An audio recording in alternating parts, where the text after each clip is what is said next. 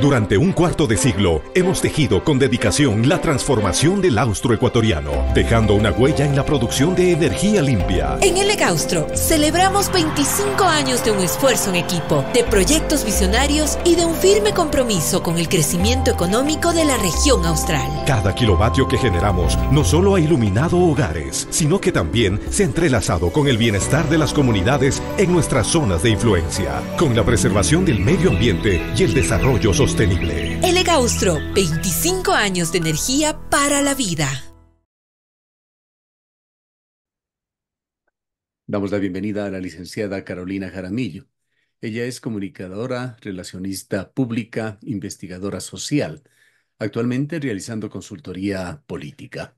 Licenciada Jaramillo, quisiéramos analizar con usted en la parte primaria de este diálogo la situación de libertad de expresión en Ecuador, que nuevamente ha sido puesta en duda, en este caso por un medio polémico sin duda, el medio La Posta, que ha denostado al tiempo que dos de sus periodistas salían del país contra periodistas, medios de comunicación, funcionarios de dos gobiernos, particularmente la Fiscalía General del Estado, pero también contra algunas organizaciones periodísticas, incluyendo Funda Medios, señalando que ellos estaban en una difícil trance, estos dos periodistas, en los cuales estaban amenazados de muerte y en lugar de contar con apoyos, habían sido ya sea criticados o incluso conspirados, en este caso por la Fiscalía o por estamentos del Estado.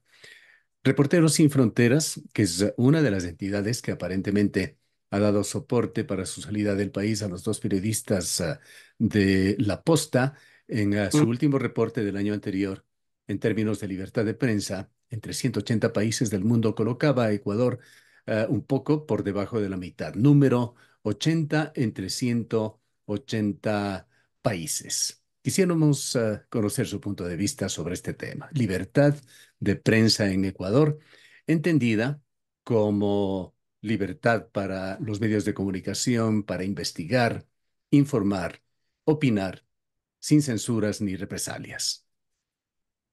Buenos días, Gustavo. Muchísimas gracias por la invitación. Creo que si bien lo ocurrido en días recientes con los dos periodistas del medio digital La Posta nos ha puesto a discutir sobre la libertad de expresión, sobre la libertad de prensa, creo que este caso ha llamado la atención. Sin embargo, Mónica Velázquez y Anderson Anderson Boscan Buscán. no son los primeros periodistas que han tenido que salir del país por cuestiones de seguridad. Y en ese sentido, creo que en el Ecuador se ha venido deteriorando el ejercicio periodístico y las condiciones en el que se ejerce progresivamente, ¿no?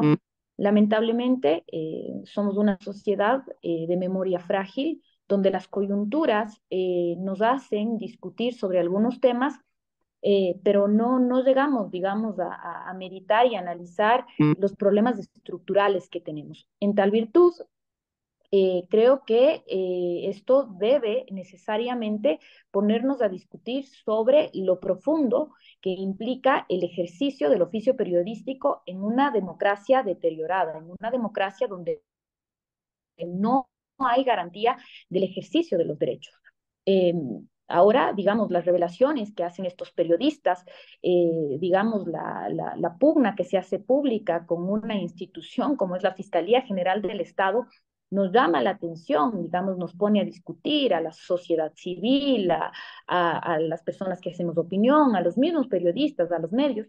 Sin embargo, hay otros casos. Tenemos el caso de Alondra Santiago, tenemos el caso de Carol Noroña, tenemos el caso de algunos periodistas de hace algunos años que o se autoexiliaron o finalmente vivieron procesos persecutorios que a pesar de no ser reconocidos, digamos, atravesaron situaciones realmente difíciles, ¿no? Entonces, a mí me parece que en este tipo de debates no se puede ser absolutista, no podemos hablar de que exista o no libertad de expresión o que exista o no libertad de prensa sino, digamos, ir matizando esto de en qué condiciones está ejerciendo el periodismo y en qué condiciones se ha ido o no deteriorando o mejorando la calidad de ese ejercicio para los medios.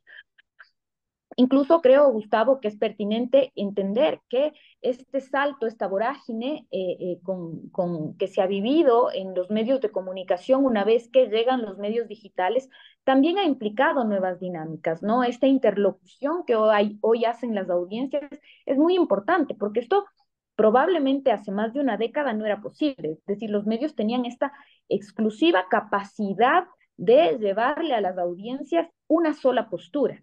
Hoy, digamos, la ciudadanía tiene esta capacidad de responder al minuto, ¿no? En el instante. Hay una interacción con la ciudadanía y hay fenómenos interesantes, ¿no? Como precisamente la pérdida de credibilidad de los medios tradicionales frente a la sociedad. Entonces, creo que todo esto, insisto, debe llamarnos a la reflexión y también creo que esto que nos ha puesto a discutir ahora, estas revelaciones, lo que usted mencionaba, ¿no?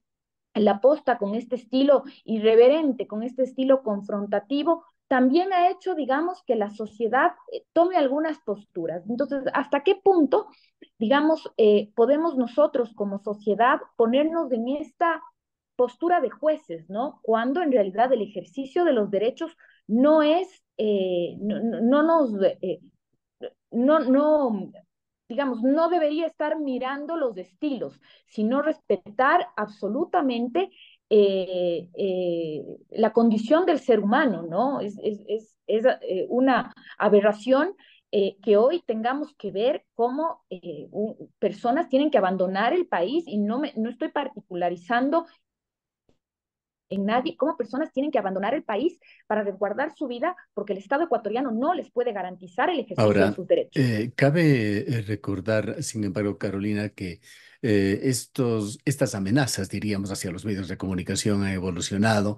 En tiempos pasados, en la época del correísmo, era el Estado contra los medios. Actualmente hemos visto, por lo menos en el caso, creo que sin excepción de los periodistas que han tenido que salir del país, han sido por amenazas de las mafias, del narcotráfico. La Posta los pone un poco en el mismo saco, tanto a los gobiernos de Guillermo Lasso como al de Daniel Noboa, particularmente a una de las funciones del Estado que tiene que ver con la justicia, a la Fiscalía General del Estado, incluso poniéndolos en la sugerencia, por lo menos, de que eran parte de un complot contra ellos. Estas particularidades de la denuncia de la Posta, ¿qué análisis merecen? A ver, a mí me parece, Gustavo, que cuando queremos, digamos, escindir, diferenciar de alguna manera una amenaza de la otra, a la final del día creo que uno cae en subjetividades. Este, parece que perdí la imagen. Bueno, uno cae en No, estamos muy bien, subjetividades. adelante.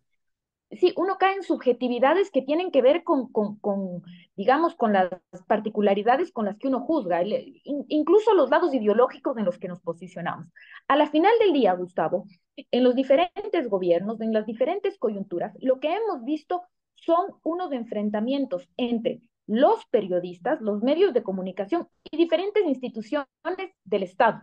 Y en ese ejercicio, digamos, de confrontación, no podemos perder de vista que las instituciones del Estado detentan un poder y es unos poderes, digamos, que a mi criterio, y esto es exclusivamente mi opinión, de alguna forma les otorgan un ejercicio, digamos, mucho más, por ponerle una palabra, mucho más poderoso, ¿no? Mucho más, de alguna forma, eh, no sé, si pudiéramos llamarle de alguna manera, tienen más herramientas con que entrar en este campo de batalla, porque a la final del día los periodistas están, digamos, en una trinchera que son los medios de comunicación, digamos, tratando de gestionar la opinión pública, sin que esto quiera decir que es poco, pero finalmente estamos hablando de en algún momento periodistas frente al Ejecutivo, periodistas frente a la Fiscalía, periodistas frente a la Contraloría General del Estado.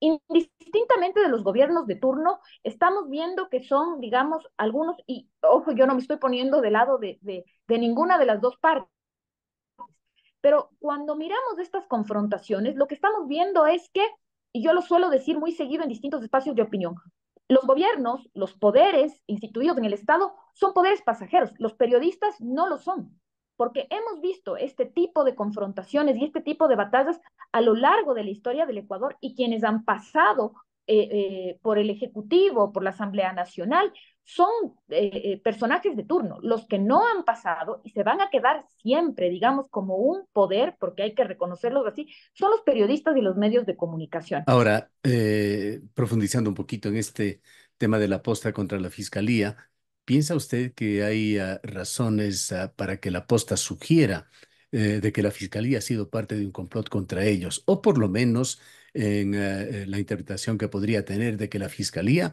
ha venido jugando un papel más allá de lo técnico, un papel con cierto peso, con ciertas definiciones de carácter político.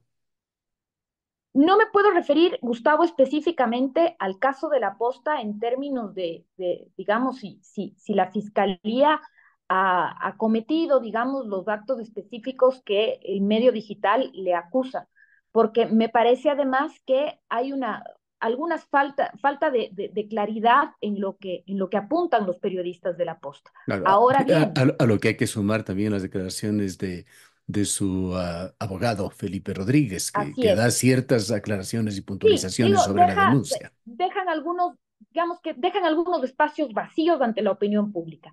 Ahora bien, me parece que la fiscalía hace mucho tiempo juega un rol político y esto está a la vista de todos. Desde cosas, digamos, por llamarles de algún modo accesorias, la forma en que bautiza los casos que quiere posicionar ante la opinión pública, los tiempos en los que procesa, digamos, los casos. No fue una coincidencia que justamente un día después de terminado el mandato del presidente Lazo, la Fiscalía inicie el procesamiento del caso Encuentro.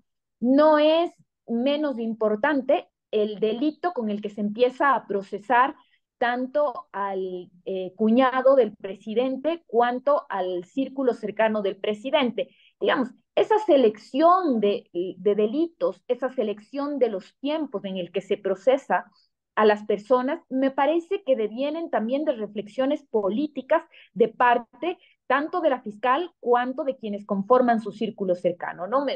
Yo personalmente no me gusta irme por las ramas cuando se trata de hacer, digamos, estos análisis, porque me parece que no hay que ser un genio para darse cuenta que la Fiscalía General del Estado también hace cálculos políticos en cómo se pronuncia, en los momentos en los que actúa. Lo que acabamos de ver con las juezas que sentenciaron, digamos, estas medidas a favor de Wilman Terán. Estos allanamientos, digamos, revelan que hay una animosidad política también en la forma de actuar en la fiscalía, ¿no?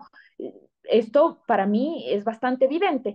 Ahora, digamos, respecto de lo que está ocurriendo con el medio digital Aposta, creo que ha quedado bastante claro que hay una confrontación directa que a la final del día, Gustavo, yo creo que le va restando en términos de reputación a la institución de la Fiscalía General del Estado y a su principal autoridad. Y hablando del Estado ecuatoriano, lo cual implica hablar no solamente del Ejecutivo, de las diversas funciones del Estado, tras el asesinato de los periodistas de El Comercio, se generó, diríamos que una gran iniciativa para lograr una mejor protección para los periodistas, una protección al ejercicio periodístico. ¿Cómo está cumpliendo el Estado con este cometido? Bueno, a mí me encantaría, yo en esa época, y valga comentarlo en este espacio, yo en esa época, cuando sucede el secuestro y lamentable asesinato de los periodistas de Diario El Comercio, yo era parte del Ministerio del Interior.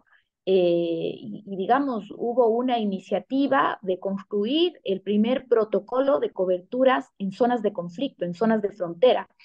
Pero más allá de las formas, creo que hay cuestiones de fondo que el Ecuador no ha podido consolidar.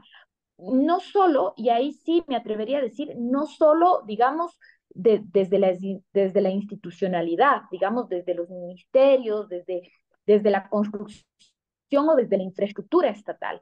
Me parece que también debe haber una corresponsabilidad en los periodistas y en los medios de comunicación, porque las decisiones in situ, las decisiones en los sitios de cobertura, no solo se pueden tomar, digamos, desde la fuerza pública o desde las instituciones llamadas a cuidar la frontera, llamadas a cuidar la zona de conflicto, sino también por parte de los periodistas. Entonces, yo personalmente, digamos, creo que con los resultados que dan las auditorías de las organizaciones internacionales y las observaciones de distintas fundaciones y organizaciones que están mirando el ejercicio periodístico, lamento que el Ecuador no cumpla los parámetros básicos para que se ejerza el periodismo ni con libertad de expresión, ni con seguridad, y peor aún, Gustavo, ahora que enfrentamos un conflicto armado interno, ¿no? Lamentablemente hoy uno, ni siquiera los periodistas, digamos, pueden ejercer su profesión con tranquilidad. Los ciudadanos mismos, lamentablemente, no vivimos en condiciones de seguridad. Entonces, mal haría yo en poder hacer una evaluación positiva de que el periodismo se esté ejerciendo en condiciones óptimas. Bien, dejemos estos últimos minutos para dedicarnos al tema electoral.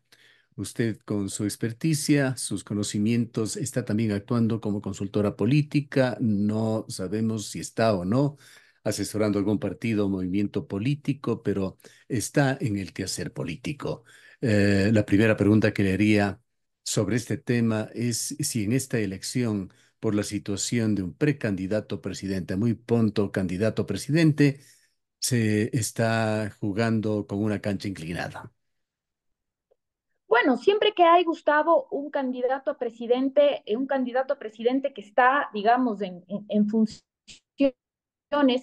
me parece que siempre hay una cancha inclinada, porque hay un candidato que está en funciones y eso representa a su vez una ventaja y una desventaja, ¿no? Porque primero tiene el aparato estatal, de alguna forma el ejecutivo a su favor, ¿no? Por un lado. Asimismo, me parece que se está jugando como una de las plataformas de exposición, también se está jugando, digamos, todo lo que pudiera suceder ahora mismo en funciones en su contra. Justo se anunciaba el fin de semana, me parece que el día de ayer, este tema de los apagones por un tema de mantenimiento. Sin duda, eso puede y eso va a jugarle en contra al actual presidente Noboa, ¿no? Entonces, sí, hay una cancha inclinada.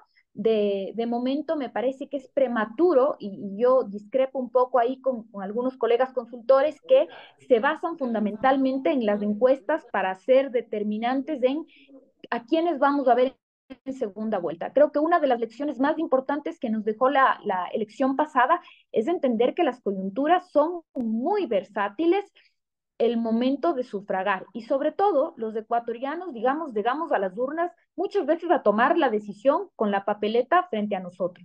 En ese sentido, creo definitivamente que la cancha está inclinada porque digamos, la característica fundamental de este proceso es que tenemos un candidato que es presidente y tiene esta ventaja-desventaja, ¿no? Esta ventaja de la visibilización, la expectativa puesta sobre él, digamos, en su posible reelección, y también que en estos próximos meses la evaluación, digamos, va a estar puesta sobre su ejercicio en el poder y la mayoría de candidatos lo van a tomar a él como el enemigo a atacar. Entonces, esa es una ventaja-desventaja.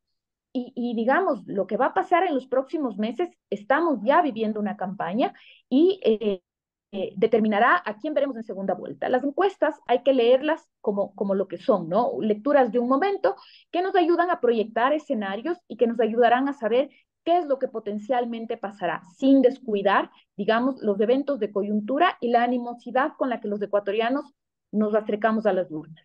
Esas permanentes críticas que en sus últimas alocuciones públicas ha hecho el presidente Noboa al correísmo o a las épocas del correísmo son accidente o son parte de esta precampaña. No, definitivamente son parte de la pre-campaña. Yo creo que el presidente Noboa tiene bastante claridad sobre que probablemente una de sus contendoras más fuertes será la candidata por la Revolución Ciudadana y él ahora mismo me parece que lo que intenta es polarizar con el correísmo, ¿no? Sabiendo que el correísmo es la primera fuerza política del país. Entonces, al intentar polarizar y distinguirse y diferenciarse de esa fuerza política, sin duda le está hablando al elector que está indeciso, ¿no? Y que probablemente hoy necesita o hoy requiere escuchar, digamos, esa diferenciación. Eh, Me permito decir desde mi opinión y experiencia que probablemente no sea la mejor estrategia estas campañas apresuradas. Sin embargo, para mí no son accidentes, ¿no? Me parece que son esta campaña adelantada que hoy mismo ha empezado a tirar los dardos a quien potencialmente podría ser una de las contendoras más fuertes en el proceso electoral. ¿Cómo ve usted la posible evolución de esta campaña? Por supuesto, aún no se inicia oficialmente siquiera. Tampoco se han definido los candidatos. Hay, tras las primarias, 17 posibilidades de binomios. No sabemos siquiera cuántos de ellos quedarán. Pero, ¿qué caminos, qué evolución, qué deriva podría tomar esta campaña? Bueno, me parece que de no haber algún evento coyuntural que cambie de un momento a otro, digamos, el tablero electoral, me parece que lo que potencialmente pasaría es que nuevamente tendremos esta papeleta muy amplia donde el voto mayoritario, el 60%, como suele pasar, y esto me baso en las elecciones pasadas para decirlo, más del 60% de los votos se concentrarán en no más allá de 4 candidatos, es decir, es falso que el voto se disperse, el 60% de los votantes, me parece que son 13 millones de votantes que tenemos en el Ecuador, se concentrarán en no más allá de 4 o 5 candidatos, me parece que eso puede pasar. Creo que Jan Topic podría estar dándonos una sorpresa por el tipo de campaña, por el tipo de candidato que puede ser.